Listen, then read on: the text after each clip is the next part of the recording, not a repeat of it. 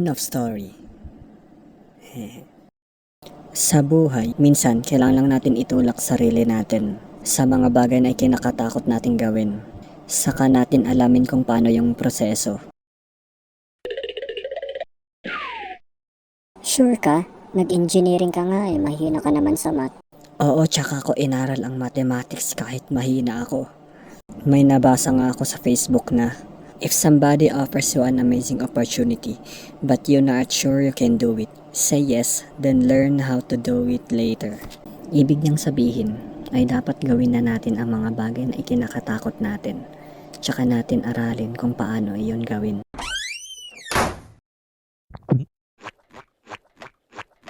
Siyempre may mga calculated risk din naman talaga, pero ang nagets ko dun ay may mga bagay na hindi natin malalaman kung hindi natin sisimulan.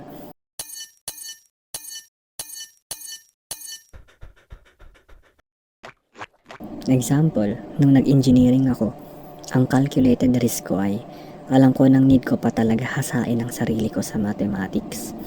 Pero may mga bagay nang alam kong hindi ko makakalculate, tulad ng pagiging konti lang dapat ng magiging extracurricular activities ko.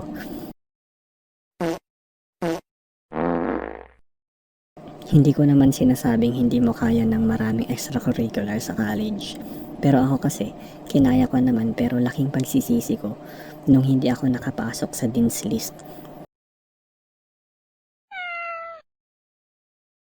Ang Dean's List ay ito ang parang honor student sa college.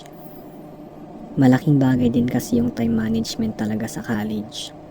Nakakaya ko naman mag-manage ng oras ko.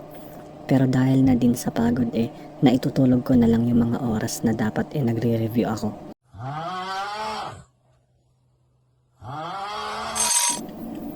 Ang dami ko kasing sinalihan nung first year ako.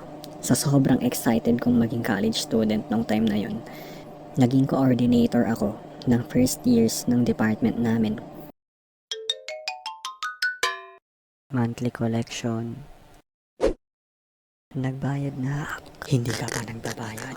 Sumali din ako sa publication ng university college namin.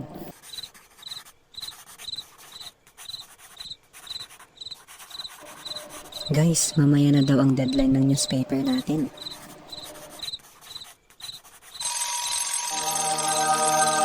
At nag-ROTC pa ako. Sir! Yes, sir! Kalawas kanan! Two bells. I'm sure hindi lang naman ako ang nakaranas na ito. Pero every after exams at bigayan na ng grades, birds pre. Kinakabahan talaga ako.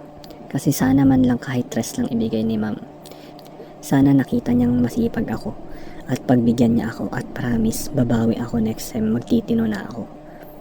Pero anyways, nagugulat na lang ako mostly. Unang mga grades ko except sa subject naming calculus. Hehehe.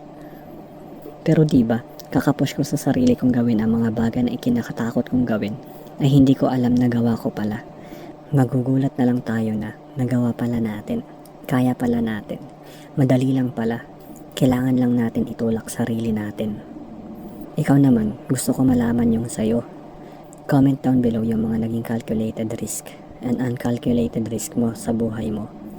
Sabi nga ng psychology teacher namin sa understanding yourself subject namin, na pag sinishare mo daw life story mo, magiging malawag ang loob mo dahil sa wakas ay nailabas mo na ang iyong mabigat na dinadamdam.